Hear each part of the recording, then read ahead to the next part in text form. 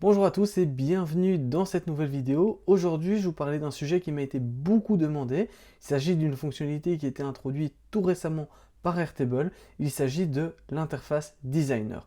Alors concrètement, l'interface designer, c'est quoi? C'est un nouvel outil qui vous permet de construire des interfaces sur base de vos données Airtable. Donc on se rappelle des vues classiques Airtable, les grilles, etc., qui parfois pouvaient être un peu lourdes à manipuler pour des utilisateurs qui n'étaient pas habitués. Ici, on va pouvoir construire des interfaces qui sont vraiment sur mesure, qui ressemblent beaucoup plus à de vraies applications et qui malgré tout sont connectées en direct à vos données dans Airtable. Donc si c'est un sujet qui vous intéresse, je vous invite à rester avec moi et on se retrouve juste après. Pour ceux qui ne me connaîtraient pas, je m'appelle Florian et je suis le créateur de la chaîne YouTube Airtable Facile et du blog du même nom. Donc je crée du contenu sur Airtable et à côté, je propose également des services de consulting pour aider les entreprises à mettre en place Airtable ou à améliorer des bases existantes, les automatiser, etc. Donc si c'est le genre de service que vous recherchez, n'hésitez pas à me contacter directement en utilisant les liens qui se trouvent en bas dans la description.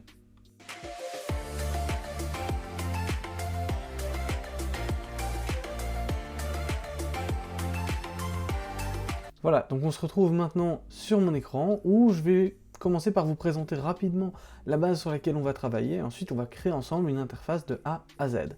Donc ici, j'ai repris simplement un template qui s'appelle Sales CRM, qui est disponible déjà dans Airtable. Et c'est simplement un CRM assez basique avec des opportunités, des interactions, des accounts qui sont donc des entreprises, des comptes clients, et des contacts qui font partie de ces entreprises. Donc c'est une base qui est a priori assez standard. La seule chose, c'est que souvent quand on laisse des commerciaux dans ce type de base de données, eh bien c'est un peu la panique parce que effectivement on ne sait pas trop où regarder. On pourrait à la fois aller dans les opportunités pour voir un peu où en sont nos propres opportunités. On pourrait également aller voir les dernières interactions qu'on a eues pour voir un peu quels étaient les sujets en cours, par exemple la semaine passée. Enfin, on a différentes approches possibles là-dessus et on va devoir aller, si on veut avoir de l'information, par exemple ici, je vais regarder pour un deal spécifique, je vais regarder pour EFC Inbound. Si je veux savoir un peu les dernières interactions, je vais devoir faire espace ici, aller voir le compte, et également voir les différentes interactions qui se trouvent ici. Si je veux le détail sur l'interaction, je dois cliquer, ça s'enfonce.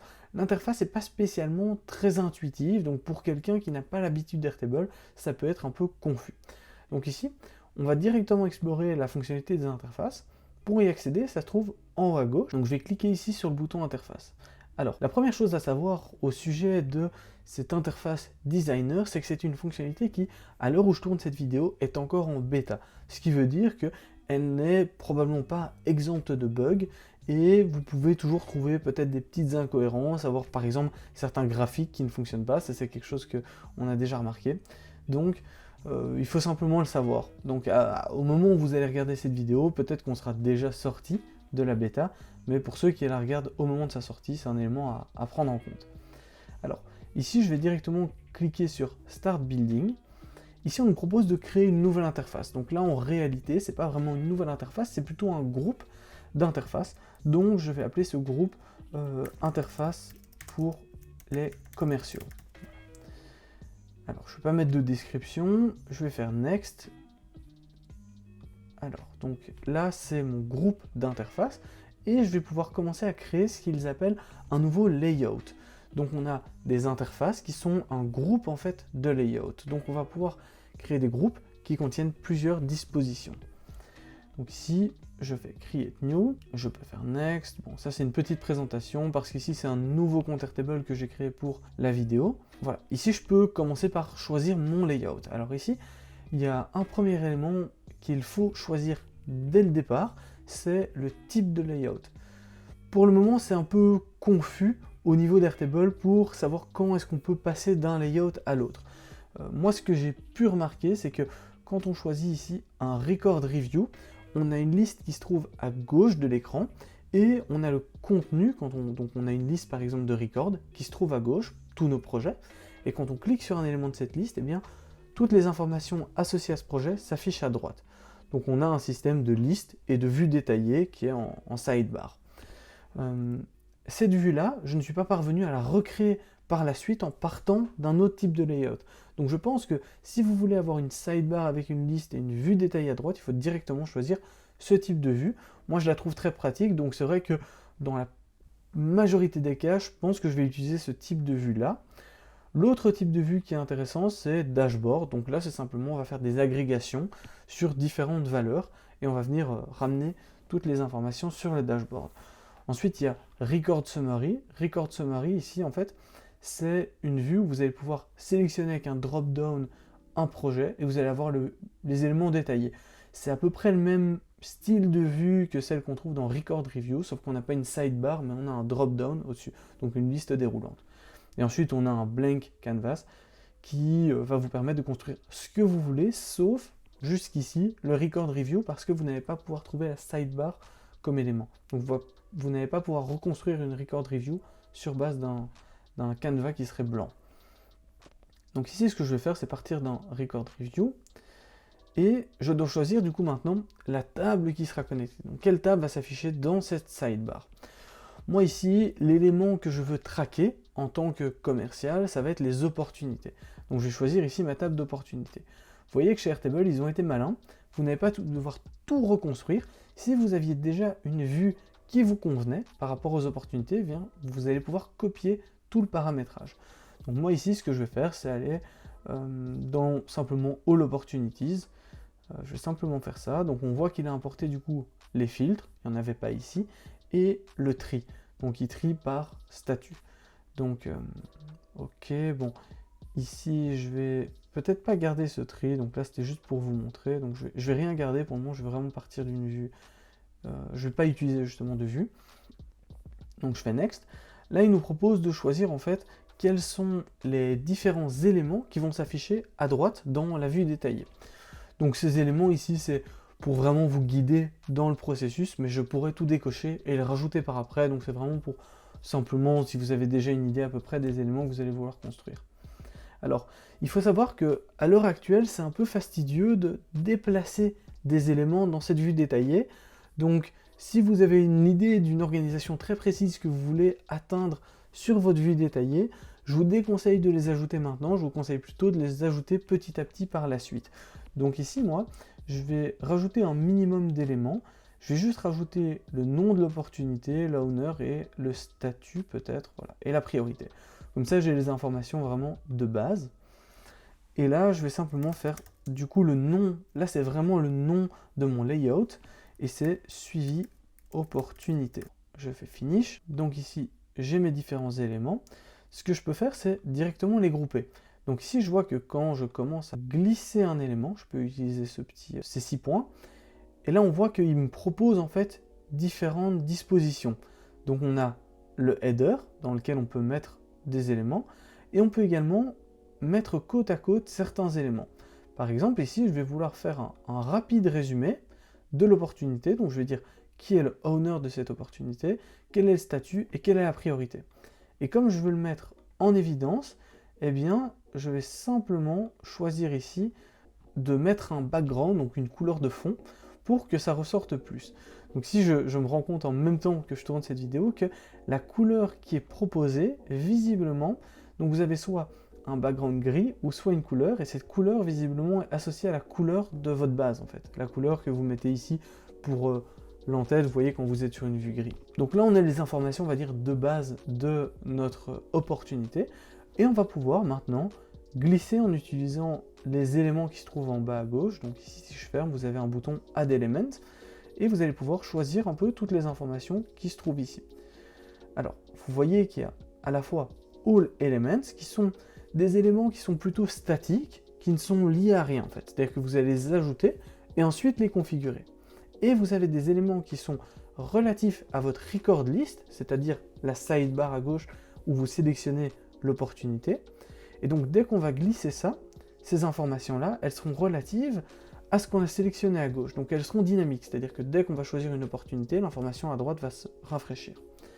Donc ici par exemple, si je prends le expected close date, eh bien il s'affiche. Donc là quand je change, vous voyez que cette date se modifie, donc les informations sont bien dynamiques. Donc il y a cette notion d'informations qui sont dynamiques et liées à ce qu'ils appellent une data source. Donc la source de données ici, c'est la liste qui se trouve à gauche. Et on voit d'ailleurs qu'ici, il est marqué comme Connected to Record List. Donc il est connecté à l'élément qui sera sélectionné dans ma Record List. Donc je vais pouvoir ici ajouter d'autres éléments qui sont liés à l'élément sélectionné à gauche. Par exemple, je vais pouvoir directement ici ajouter toutes mes interactions. Donc si j'affiche une grille, voilà, hop, là je vois que ce sont toutes les interactions qui sont relatives à cette opportunité.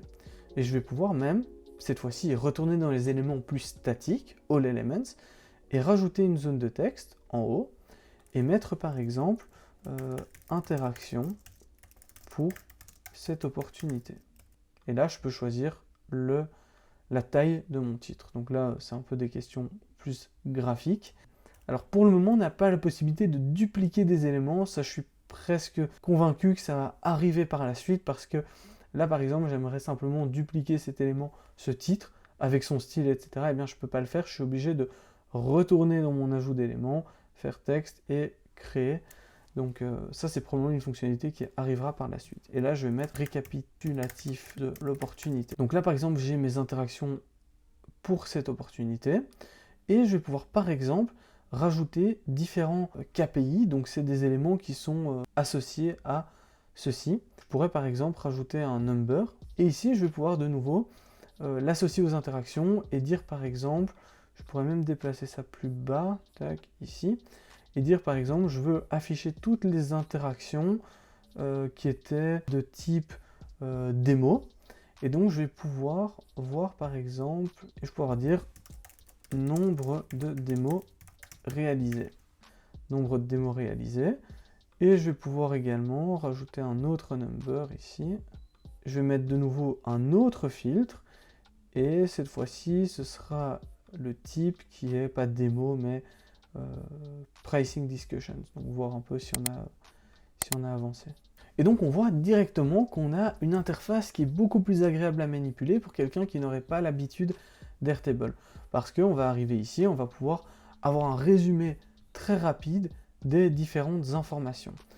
Par exemple, je peux également rajouter, si je vais dans mon record list, je pourrais rajouter, si je prends mes interactions, par exemple un graphique, comme ça, et afficher, je vais peut-être prendre un pie chart qui sera plus représentatif, et je vais utiliser du coup ici le field qui est type, donc il va m'afficher la répartition en fait des types d'interactions que j'ai eu, par exemple ça, donc ici je vois que j'ai eu un quart plus ou moins de chaque type d'interaction. Voilà, donc en fonction de vos données, vous allez pouvoir créer des dashboards qui sont vraiment très personnalisés. Là, je vais pouvoir simplement, une fois que je veux publier en fait cette interface, ce layout, eh bien, je vais pouvoir cliquer sur Publish. Et donc là, je vois que j'ai ici le nom de mon interface et là, mon layout. Donc le premier layout que j'ai créé, et je vais pouvoir en créer d'autres. Et là, on voit déjà qu'il y a une fonctionnalité qui est très intéressante, c'est le fait qu'on puisse utiliser une sorte de versionning. On va pouvoir dire si, une fois qu'on aura plusieurs layouts, choisir quel layout on souhaite publier ou sur lesquels on est encore en train de travailler, pour lesquels les modifications ne sont pas encore prêtes à être publiées. Donc là, je vais choisir Publish et automatiquement, là, il me propose de partager avec d'autres personnes. Attention que ici, quand je partage avec des gens, ça leur partage l'accès en tant que collaborateur. Donc, les permissions qui sont sur votre base d'origine, que des collaborateurs soient en creator, etc., toutes ces permissions vont s'appliquer automatiquement sur vos interfaces. Donc ici, si j'ajoute un collaborateur, eh bien ça va être un collaborateur payant par définition. Donc ça, c'est un élément à prendre en compte. Donc pour toutes les personnes qui pensaient, parce qu'il y a eu un petit doute au début quand cette fonctionnalité est sortie, que ça pourrait remplacer par exemple Stacker ou Software quand vous avez des utilisateurs externes, ce n'est pas le cas. Pour le moment, c'est toujours lié uniquement à des utilisateurs en interne. Et voilà, maintenant j'ai accès à cette interface et je peux simplement sélectionner mes opportunités à gauche et je vois toutes mes données qui se modifient en temps réel à droite. Donc ça, c'est évidemment très puissant parce que on a des informations qui sont liées aux opportunités.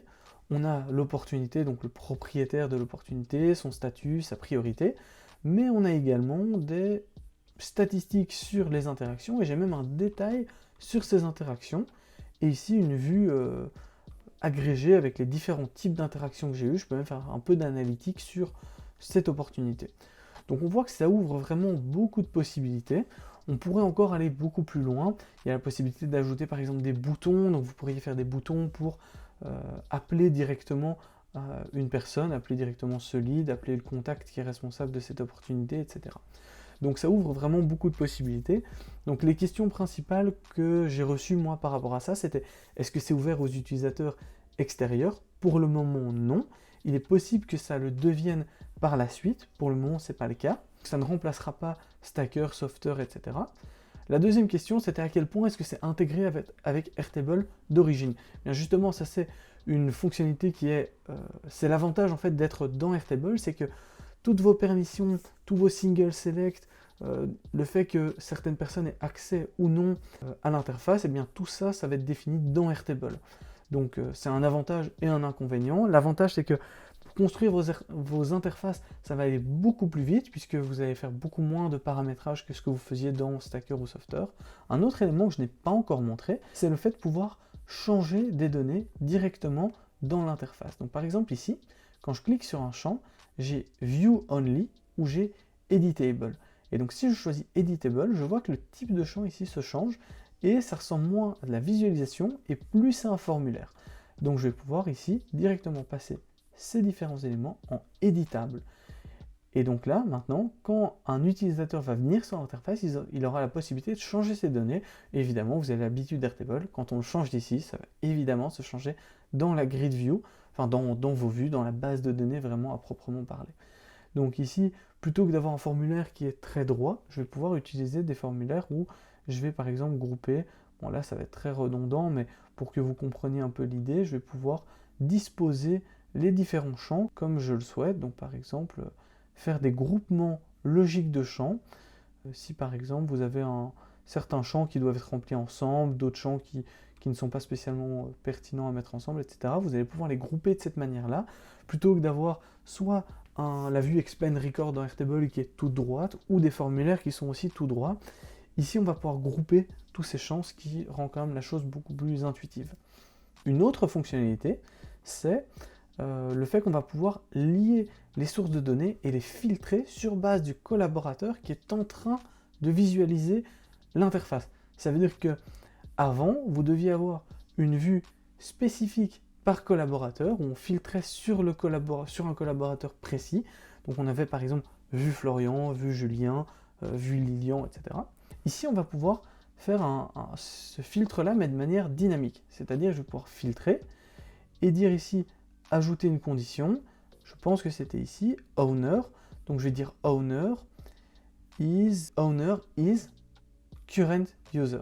Et donc ça veut dire que je ne vais voir apparaître que les opportunités qui me sont assignées. C'est-à-dire que ici, plutôt que de recréer à chaque fois une vue pour chaque collaborateur, vous la créez une fois et vous dites simplement, eh bien je veux que le filtre soit associé à la personne qui se connecte maintenant. Donc quand Mathieu va se connecter, il verra uniquement ses opportunités. Quand moi je me connecte, je vois uniquement mes opportunités, etc. Je vais supprimer ici le filtre parce que du coup moi j'ai pas d'opportunités qui m'est assignée dans la base.